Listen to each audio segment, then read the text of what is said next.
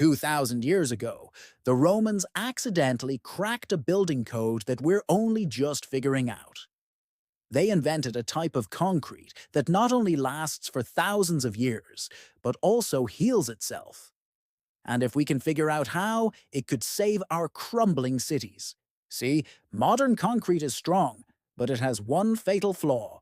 Once it cracks, water can sneak in, rust the steel inside, and over time, the structure rots from the inside out. Bridges collapse, highways crumble, and repairing them costs billions. But look at the Colosseum, the aqueducts, the harbors. They've survived earthquakes, floods, even volcanic eruptions.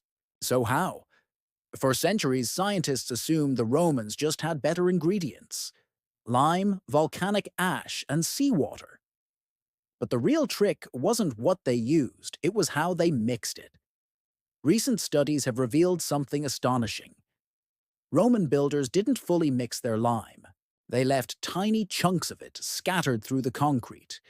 Back then, people thought it was sloppy workmanship. But it turns out this mistake was genius. Here's why. When cracks formed in the concrete, water would seep in and hit those lime clasts. A chemical reaction would begin. The lime would dissolve and recrystallize, basically gluing the crack shut. In other words, the concrete would heal itself.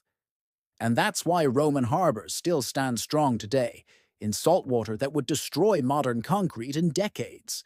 So here's the real twist. Scientists are now trying to reverse engineer this ancient recipe for modern construction. If we succeed, we could build bridges, skyscrapers, even entire cities that last not for decades, but for millennia, just like the Romans. Wouldn't that be amazing, to have buildings that can repair themselves, a true miracle of science and engineering? And if you love uncovering hidden technologies of the past, hit subscribe, because the next secret will blow your mind even more. Thanks for watching.